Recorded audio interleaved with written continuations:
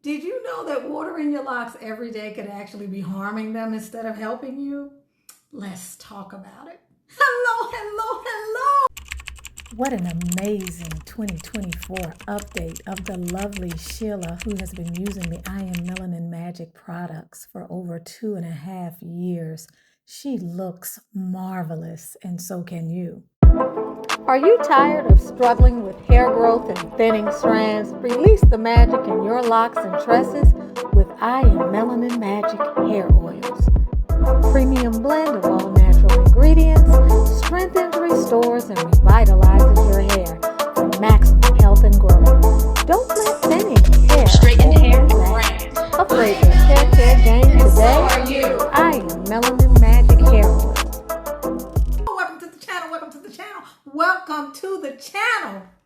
You are with Tunisia Ali of Tunisia's Locks Beauty Tips and Potpourri, and today we're getting ready to be talking about how to keep them healthy and how to keep balance with your water use. It is very important to keep your locks moisturized for healthy growth. We all know that, and appearance, but you can overdo anything, even if you have the best of intentions, so a balanced approach is necessary. And that's what we're talking about today. I want to explore and share with you this balance when it comes to watering and moisturizing your locks. I want to share and talk about the risks of overwatering and tips for those people who live in hard water areas like me. If you have hard water, this video is particularly important. First thing I want to talk about are the benefits of watering your locks, okay? Watering your locks helps to keep them moisturized, especially for African American hair, which tends to need hydration to avoid some of the dryness that we can deal with. So regular hydration can reduce the brittleness of your hair. It strengthens the hair shaft and it improves elasticity. Proper water application can help you to maintain softer, healthier locks, especially if you live in an area where it's very dry, like let's say Arizona. It's like super dry, right? Okay, so let's go ahead and talk about some of the hazards of overwatering your locks. Yes, you can overwater your locks. There are a lot of things that can harm your locks. Overwatering them is one of them. Point number one, mold and fungus growth.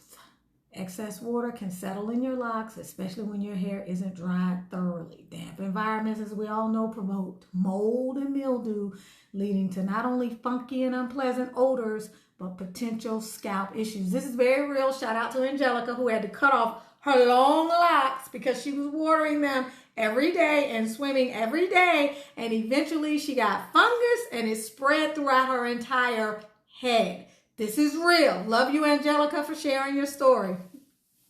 The second point I want to make is the effects of hard water. Okay, hard water contains minerals like calcium and magnesium that can deposit onto the hair. So they get onto the hair, they deposit onto the hair. And so overwatering with this kind of water can lead to buildup, making your hair dry, brittle, and just prone to breakage. The other reason why overwatering is a problem is that it just disrupts the natural balance. So too much water can strip the hair and the scalp of natural oils, which we all know, and that causes dryness and irritation. That's something we have always known. So let me back up for a minute because many of you may not know whether or not you live in an area with hard or soft water. Soft water is less of an issue, but if you live in an area with hard water, you're going to need to watch out. So let's talk about identifying and managing hard water. How do you know if you have hard water? How can you detect hard water? Generally, you want to look for signs like lime scale on faucets, stiff laundry, your clothes are stiff, or water spots on your glass. In your home, specifically, you want to observe for soap scum buildup, difficulty lathering soap or shampoo, or residue that's left behind on your skin, your hair, and your dishes. Spots on your glassware. You know, you get them out the dishwasher, you got cloudy spots or streaks on your glasses and dishes after washing, you probably have hard water. Lime scale deposits, chalky, white, greenish deposits on the faucets, the shower heads, and the sinks. I have that where the water goes out from the tub. I live in a nationally, well, not nationally, but a historic home on the National Registry. So I live in Georgia. And so I deal with a lot of hard water. Your clothing, stiff or dull laundry, your clothes might feel real kind of rough or appear gray and dingy even after you've washed them. Also, number one, numero uno, dry skin and hair. Your skin will feel tight and itchy sometimes even. Or your hair can feel very dry and very brittle and you don't understand why. So that means you probably have hard water. So you're going to want to test for hard water. So there's a do-it-yourself test that you can do, which is very simple. Just take a bottle, a clear bottle, fill it halfway with water, add a few drops of liquid soap, not detergent, shake it very vigorously. And if the water becomes cloudy or you see a little lather, meaning you don't see a lot, it's a sign that you have hard water. If it's soft water, you're going to get a lot of suds. That's the beauty of soft water. You just suds up. Remember the Coast commercials? You can also get some water hardiness test strips or a hard water test kit. You can get them pretty much from any hardware store. You can get it online from Amazon. That's going to be very helpful for you. These test strips, these water test strips are really, really easy to use. And like I said, you can find them just about anywhere. You can also check out your plumbing and your appliances. They're going to often show signs of hard water if you live in a place with hard water. Slow water flow and reduced water pressure from faucets or shower heads is caused by mineral buildup. This happens a lot with hard water. Think about also your appliance life. They have a shortened lifespan if you have appliances that just don't last long. It's likely hard water is an issue. So you may be finding yourself replacing like the dishwasher or the washing machine, and the life of it is just not what it should be, okay? It can also cause your water heater to be breaking down all the time. If you have frequent breakdowns of your water heater or other appliances that process water, you might have hard water. Then you could have rusty or discolored fixtures. That's another sign that's very visible because you're going to see discoloration or buildup on the actual fixtures.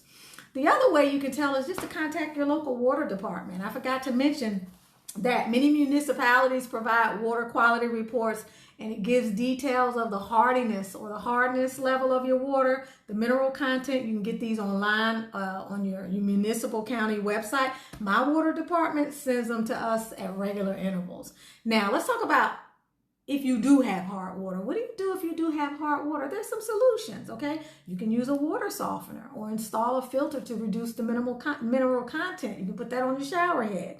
You rinse your hair occasionally with distilled water or use chelating shampoos to remove buildup. Also, you can go to the Well and Flow Villa where I go to get my water. You can wash your hair with alkaline water too. But generally, and I want to emphasize this, moderation is key. Moderation is key. For example, water your locks every 2 to 3 days instead of daily. Unless you're using, like this. Focus on hydration without oversaturating the hair. Use a light moisture spray, and it's going to help if it has a water base. It needs to have a water base. Like this, with added natural oils or ingredients like aloe vera, which helps to lock in hydration.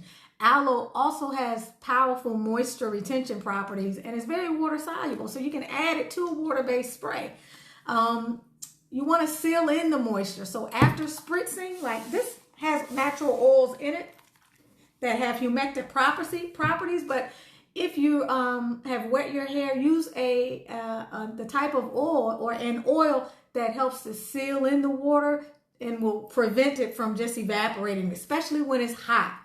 You want to look for oil products that have humectant-like properties that are proven to have moisture sealing properties in them, which draw moisture to the hair. Humectants draw moisture into the hair. All of the oils that I use, that I make with our products, have some type of humectant imitating property or humectant properties in them, including this right here, like avocado, jojoba, castor oil. I said avocado oil, jojoba oil. What did I say? Castor oil, the aloe vera that you can also put in there. Honey, okay, is something that you can add. You can add a little bit of honey or glycerin or honey quat. This has honey quat in it. Okay, the glycerin is a moisture sealing and moisture attracting product. And you can get that anywhere. And because of that, it's going to draw moisture in, and it's also going to help to keep the moisture that you have. Honeyquat acts as a powerful humectant. It's derived from honey without all the stickiness to it, and it's very water soluble. As an added bonus, it makes your hair really soft. You can purchase honeyquat. You can add it to your products if you want, water-based products. Okay, so that's really key. I put it in here like I said, but again, watch out for overwatering, because just like a plant that is overwatered will certainly die, you can kill your locks because of overwatering. So please be mindful of that. After watering or moisturizing your locks with water, ensure that they are thoroughly dry. If not, you're going to run into mildew or mold or some other type of fungal type of thing that you don't want to deal with. Simply don't saturate your locks unless you are washing your hair. If you're somebody that swims every day and you just are assuming that your hair is just going to dry on its own fully, I would say I'd rather be safe than sorry. So you want to either make sure that you're in that sun outside if you're swimming every day, or you're using a blow dryer. Whatever it is, you want to definitely be mindful. I got to stop this phone. I'm sorry. Whatever it is, you want to definitely be mindful, okay? Because it's not something that you want to have to deal with. Can you imagine? It's not something you want to have to deal with. Can you imagine having taken the time to grow your locks all the way? You've been growing them for years, and then suddenly all you know is that you wake up one day, you got a little odor, or your lover has his face in your hair and there's something a little foul. And then the next thing you know, oh my gosh, you got this doggone, you got this fungus, and you don't want that. So make sure your locks are definitely dry. Don't play when it comes to that. Don't oversaturate. Sit out in the sun. Use a dryer if you have to, if you find yourself wetting your hair a lot, okay? So here's my advice to you. Determine whether or not you have hard water, okay? If you know you do, limit the amount of times that you're constantly watering. Limit the amount of water that you're using. Try using a chelating shampoo. Make sure that you're following up with oil products that have humectant properties as well, because whatever it is that you are doing to your hair with a water spray, it will help to hold it in. But let's say on the days that you're not using water, if you have a product in your hair that has humectant-like properties, then it's going to serve you on the days that you're not using water as well, okay? Don't forget to share, like, and subscribe to the channel for more tips on keeping your locks healthy and beautiful. And don't forget to let me know in the comment section, do you have hard water? And if you do, what kinds of things are you noticing as it relates to the health of your hair, the feel of your hair, the look of your hair, and so forth and so on. Let me know also what part of the country you're in, okay? I'll see you next time. Keep coming back. More will be doing.